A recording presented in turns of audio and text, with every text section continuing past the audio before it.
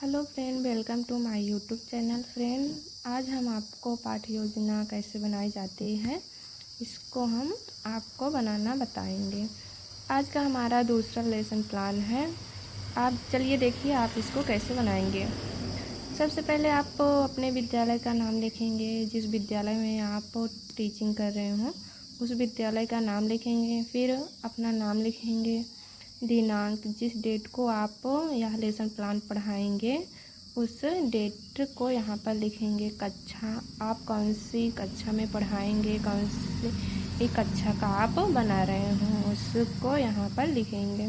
कालांश, आपका कालांश कौन सा है उसको लिखेंगे। अवधि 35 मिनट का होता है, अवधि आप लिखेंगे। विषय, आपका जो भी विषय हो उसको लिखेंगे। उप विषय में आपका जो भी उप विषय हो उसको लिखेंगे। उसके बाद आप प्रकरण लिखेंगे। प्रकरण में हमारा जीवाणु था, हमने जीवाणु लिखा है। आप का जो भी प्रकरण हो, जो टॉपिक हो, आप लिखेंगे उसको यहाँ पर। फिर उसके बाद समान उद्देश्य आ जाइए। समान उद्देश्य में मेरा 10 है। आप ऐसा नहीं है आप पूरा 10 लिखेंगे, आपको जितना लिखना हो आप अपने अकॉर्डिंग लिख लेंगे। सामान्य उद्देश्य में पहला है छात्रों में जीव विज्ञान विषय के प्रति रुचि उत्पन्न करना। दूसरा है छात्रों में वैज्ञानिक दृष्टिकोण का विकास करना। तीसरा है छात्रों में चिंतन शक्ति का विकास करना। चौथा है छात्रों में तर्क शक्ति का विकास करना। पांचवा है छात्रों को जीव विज्ञान की उपयोगिता के विषय में जानकारी प्रदान करना। छठा है छात्रों को वैज्ञानिक प्रशिक्षण प्रदान करना। नंबर 7वां है छात्रों की अवलोकन क्षमता को विकसित करना। 8वां देख लीजिए, छात्रों आत्मविश्वास की क्षमता का विकास करना। 9वां है छात्रों की बौद्धिक क्षमता का विकास करना। और लास्ट है 10वां छात्रों में अन्वेषण तथा सृजनात्मकता का विकास करना। आप सामान्य उद्देश्य जितना आपके अकॉर्डिंग हो आप उतना लिख लेंगे। फिर उसके बाद विशिष्ट उद्देश्य आ जाइए। सामान्य उद्देश्य के बाद आप विशिष्ट उद्देश्य लिखेंगे। विशिष्ट उद्देश्य में पहले आप ज्ञानात्मक उद्देश्य लिखेंगे। ज्ञानात्मक उद्देश्य में पहला है छात्र जीवाणु के बारे में जान सकेंगे।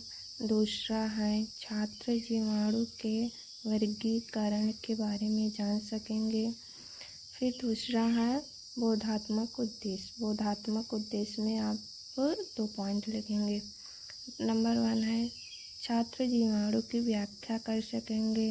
नंबर 2 है छात्र जीवाणु को समझकर उसका वर्गीकरण कर सकेंगे। फिर नंबर 3 है क्रियात्मक उद्देश्य आप लिखेंगे। क्रियात्मक उद्देश्य में भी नंबर 2 है। पहला है छात्र जीवाणु से संबंधित जानकारी का जीवन में प्रयोग कर सकेंगे। नंबर 2 है छात्र जीवाणु के वर्गीकरण का प्रयोग सिद्ध करने का कौशल प्राप्त कर सकेंगे। फिर नंबर 4 है अनुप्रयोगात्मक उद्देश्य, ये भी आपको लिखना होता है। नंबर 1 है छात्र जीवाणु संबंधित ज्ञान का उपयोग दैनिक जीवन में कर सकेंगे। नंबर 2 है छात्र जीवाणु के वर्गीकरण के ज्ञान को उच्च शिक्षा में प्रयोग कर सकेंगे। ये हो गया आपका विशिष्ट उद्देश्य। विशिष्ट उद्देश्य के बाद आप शिक्षण सहायक सामग्री। शिक्षण सहायक सामग्री में आप क्या लिखेंगे? जीवाणु के वर्गीकरण को प्रदर्शित करता हुआ चार्ट पेपर। आप जीवाणुओं का फिगर बना देंगे। फिर उसके बाद शिक्षण विधियाँ। शिक्षण विधियों में व्याख्यान विधि, प्रश्नोत्तर विधि आदि। फिर उसके बाद है पूर्व ज्ञान। पूर्व ज्ञान में क्या है? छात्र जीवाणु के बारे में सामान्य जानकारी रखते हैं। ये हो गया आपका पूर्व ज्ञान। पूर्व ज्ञान के बाद आप प्रस्तावना प्रश्न पे आ जाइए। प्रस्तावना प्रश्न में आपको पहले 3 कॉलम बना लेंगे आप लोग। 3 कॉलम में पहला कॉलम है क्रमशः छात्राध्यापिका कथन। अगर आप बॉयज़ हैं तो छात्राध्यापक लिखेंगे, अगर गर्ल्स हैं छात्राध्यापिका। फिर उसके बाद तीसरा कॉलम है छात्र कथन। आप छात्राध्यापिका में आप प्रश्न पूछेंगे और छात्र कथन में छात्र आंसर देंगे।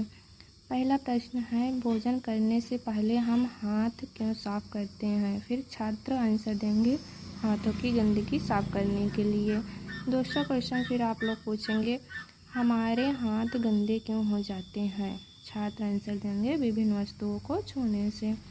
तीसरा क्वेश्चन आप फिर पूछेंगे, विभिन्न वस्तुओं में क्या पाया जाता है? छात्र आंसर देंगे, सूक्ष्म जीव तथा धूल के कण। फिर चौथा क्वेश्चन आप करेंगे, सूक्ष्म जीव के उदाहरण बताइए। छात्र आंसर देंगे, जीवाणु, विषाणु, शैवाल, कवक आदि। फिर अगला क्वेश्चन आप पूछेंगे उनसे समस्यात्मक प्रश्न, जिससे आपका प्रकरण निकल सके। जीवाणु किसे कहते हैं? जीवाणु किसे कहते हैं? आपका यह प्रकरण हो जाएगा। समस्यात्मक प्रश्न बच्चे नहीं आंसर दे पाएंगे, फिर आपका समस्यात्मक प्रश्न हो जाएगा। आपका यह प्रस्तावना प्रश्न हो गया। उसके बाद उद्देश्य कथन। उद्देश्य कथन में क्या लिखेंगे? बच्चों, आज हम जीवाणु के विषय में विस्तार से अध्ययन करेंगे। यह आपका उद्देश्य कथन हो जाएगा। उद्देश्य कथन के बाद आप प्रस्तुतिकरण पे आ जाइए। प्रस्तुतिकरण में पहले आपको 5 कॉलम बनाने हैं। पहला है शिक्षण बिंदु, दूसरा छात्राध्यापिका क्रियाएं, तीसरा है छात्र क्रियाएं, चौथा कॉलम रहेगा शिक्षण विधि और 5वां कॉलम है श्यामपट्ट कार्य।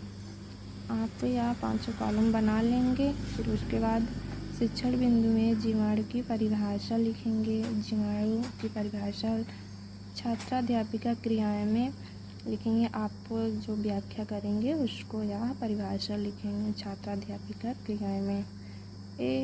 एक कोशिकीय जीव होते हैं जो हवा, मिट्टी, जल सभी स्थानों पर पाए जाते हैं, परंतु नमी युक्त स्थानों पर इनकी संख्या अधिक होती है। इसका आकार कुछ मिलीमीटर तक ही होता है। जीवाणुओं की कोशिका में केंद्रक नहीं पाए जाते हैं। इनका अध्ययन बैक्टीरियोलॉजी के अंतर्गत होता है। आप यह व्याख्या कर देंगे। छात्र क्रियाएं में छात्र ध्यानपूर्वक सुनेंगे। शिक्षण बिंदु में यह व्याख्यान विधि हो जाएगी। फिर उसके बाद आप बोध प्रश्न पूछ लीजिए। बोध प्रश्न में पहला प्रश्न है, जीवाणु में केंद्रक नहीं पाया जाता है। छात्र आंसर देंगे, हाँ, नहीं पाया जाता है। शिक्षण बिंदु में प्रश्नोत्तर विधि हो जाएगी। दूसरा बोध प्रश्न है, जीवाणु का अध्ययन किसके अंतर्गत होता है? छात्र आंसर देंगे, बैक्टीरियोलॉजी के अंतर्गत होता है। फिर उसके बाद आप दूसरी व्याख्या करेंगे, जीवाणुओं का वर्गीकरण। जीवाणु का वर्गीकरण हम आकृति के अनुसार कर सकते हैं। नंबर 1 है दंडाणु। दंडाणु में क्या है? इसका आकार दंड जैसा होता है। उदाहरण में है बैसिलियस, इसमें बैसिलियस है। श्यामपट्ट में क्या है? आप इम्पॉर्टेंट जो श्यामपट्ट में लिखेंगे उसको इसमें लिखते जाएंगे। उसके बाद आप यहाँ जीवाणु का वर्गीकरण, इसको आप फिगर बना देंगे। नंबर 2 है गोलाणु। गोलाणु में क्या है? इसका आकार गोल बिंदु जैसा होता है। जैसे हो गया उदाहरण में कोकई, कोकई हो गया उदाहरण। छात्र क्रियाएं में छात्र ध्यानपूर्वक सुनेंगे। अभी आप व्याख्या कर रहे हो। शिक्षण विधि में व्याख्यान विधि हो जाएगी। श्यामपट्ट में आप लिखते जाएंगे जो भी आप इम्पॉर्टेंट हो। नंबर 3 है सर्पाणु। सर्पाणु में इसका आकार लहर होता है, लहरदार होता है। उदाहरण में है सितलाई आदि। यह इसकी हो गया 2, 3 यहाँ पे उदाहरण सहित हो गया। अब आ जाइए जीवाणु से होने वाले रोग। जीवाणु से कौन से रोग होते हैं इसको आप लिख देंगे। कुछ जीवाणु लाभदायक भी होते हैं, पर अनेक प्रकार के जीवाणु रोग उत्पन्न करते हैं। जैसे एस्केरिया, इससे क्या होता है? मियादी बुखार होता है। माइकोबैक्टीरिया, निमोनिया या तपेदिक क्षय रोग भी होता है। इसको आप लिख देंगे। विबियो काइलोरी, इससे क्या होता है? हैजा होता है। सिर्फ क्षय रोग से प्रतिवर्ष 20 लाख लोग मरते हैं। इसको। फिर उसके बाद आप बोध प्रश्न पे आ जाएंगे। बोध प्रश्न बच्चों से करेंगे आप। बोध प्रश्न क्या है, दंडाणु जीवाणु क्या कहलाते हैं, तो बच्चे आंसर देंगे बैसिलस। तो आपका शिक्षण बिंदु क्या हो जाएगी, शिक्षण विधि, प्रश्नोत्तर विधि हो जाएगी। नंबर 2 है, आप बच्चों से क्या क्वेश्चन करेंगे बोध प्रश्न में, गोलाणु जीवाणु क्या कहलाते हैं, तो बच्चे आंसर देंगे आपको कोकई कहलाते हैं। बोध प्रश्न में आपका तीसरा प्रश्न है, सर्पाणु जीवाणु क्या कहलाते हैं, तो बच्चे आंसर देंगे सिर्फ लाई। तीसरा क्वेश्चन है। चौथा अगला क्वेश्चन है, आकृति के आधार पर जीवाणु का कितने भागों में वर्गीकरण हुआ है, तो बच्चे आपको आंसर देंगे 3। यह आपका बोध प्रश्न था। शिक्षण विधि में आपका प्रश्नोत्तर विधि हो गई, आपका प्रस्तुतिकरण हो गया। उसके बाद आप श्यामपट्ट सारांश लिखेंगे। श्यामपट्ट सारांश, श्यामपट्ट सारांश में आपको जितना श्यामपट्ट में लिखना होगा उतना आप यहाँ पूरा सारांश लिख देंगे। उसके बाद आप पुनरावृत्ति प्रश्न करेंगे बच्चों से। पुनरावृत्ति प्रश्न में आपका पहला प्रश्न है, दंडाणु किसे कहते हैं, आप बच्चों से पूछेंगे। दूसरा क्वेश्चन है, सर्पाणु जीवाणु किसे कहते हैं। अगला क्वेश्चन है तीसरा, माइकोबैक्टीरियम से रोग कौन है। यह आपका पुनरावृत्ति प्रश्न हो गया। जब आप प्रस्तुतिकरण कर लेंगे, बोधात्मक प्रश्न पूछ लेंगे, उसके लास्ट में आप पुनरावृत्ति प्रश्न पूछेंगे। जब आप पूरा लेसन प्लान पढ़ा लिए होंगे तब उसके पुनरावृत्ति प्रश्न करेंगे।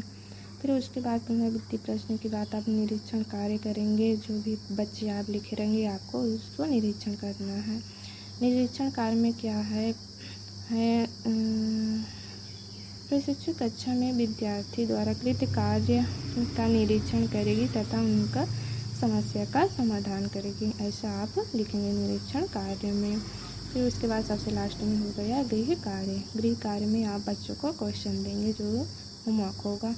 पहला क्वेश्चन है इसमें, जीवाणु के वर्गीकरण के बारे में उदाहरण सहित लिखिए। यह आपका गृह कार्य बच्चों को आप देंगे। Thank you. अगर आपको यह वीडियो अच्छा लगा हो सब्सक्राइब और लाइक करें।